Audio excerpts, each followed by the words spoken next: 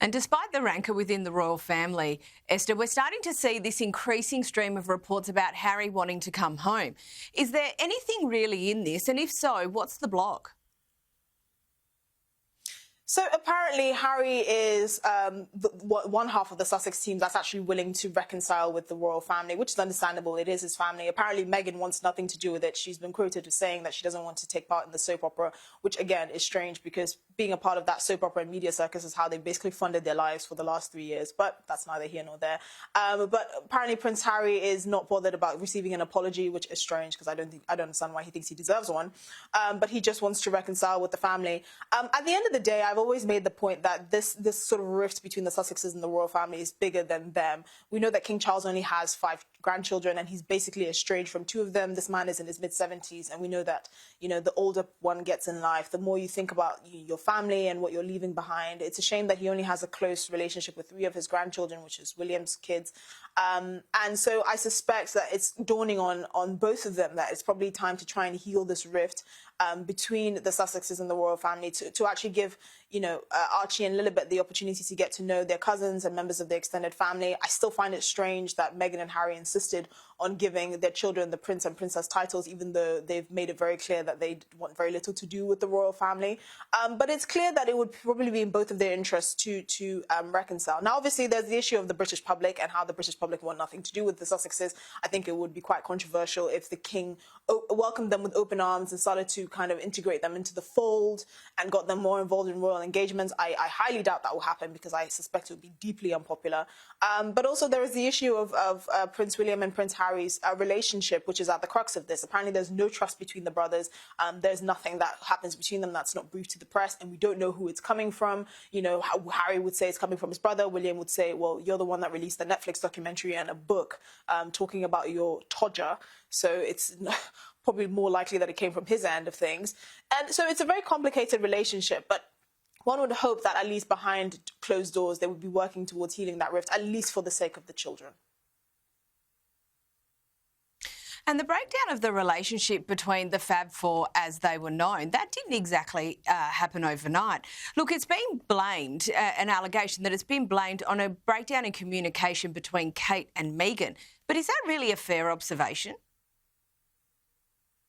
I mean, it does look to be the case. I mean, we obviously heard allegations that apparently Catherine made Meghan cry during the preparation of her wedding, and Catherine wasn't very fond of Meghan for saying that she had baby brain when she was pregnant with her 3rd child. We'll never actually know the real story behind it, but I don't find it hard to believe. Again, you have to understand that the royal family is quite unique in the sense that it's quite traditional. There are obviously ranks. Catherine is going to be the future queen, so she obviously outranks Meghan. We don't know if that actually had a role in kind of the acrimony that's clearly witnessed in their relationship and how cold it is now.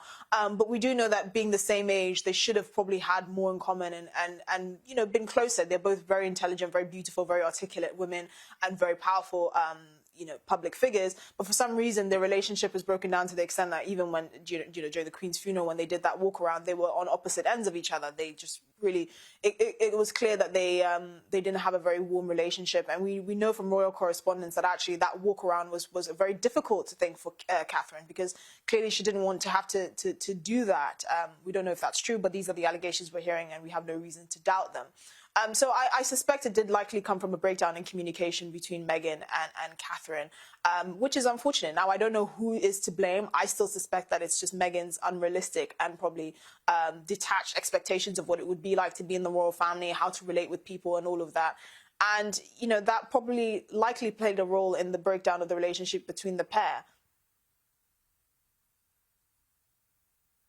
And finally, one last thing. It's also alleged that William is trying to muscle his way into running the royal family. Now, the Prince and Princess have definitely taken on a greater share of the work, but that appears to be, from where I'm looking, part of the leaning and modernising strategy of the royal family. Do you think this barb's a little bit cute? I mean, I think it's completely ridiculous. He was obviously always going to be the future king. He doesn't have to muscle his way into something that is his birthright. But I also think you have to be reasonable and assuming that the reason why they've taken on more responsibilities is because they have fewer resources to draw upon. You know, one of the optimistic hopes of the Sussexes joining the fold was the fact that they were going to unburden senior members of the royal family by taking on more of this work. We're starting to see it with Meghan and Harry going to South Africa on their tour. But obviously that didn't come to fruition. And so, you know, the work has had to be spread out. The Edinburghs, the Duke and Duchess of Edinburgh have also had to take on a lot of work. They've been to Canada recently to have royal engagement. So I think it's more to do with the fact that there are genuinely just fewer people and fewer resources to draw upon, as opposed to, you know, William trying to muscle his way in. He is going to lead the royal family one day. That is without question. So he will obviously take a more leading role. But I don't think it's because he's greedy or power hungry or anything of the sort. I genuinely think it's just because that is the role that he was born into, and there are just fewer workers to carry out the work. Thank you for your insights as always. Esther Krakue, thank you for joining us.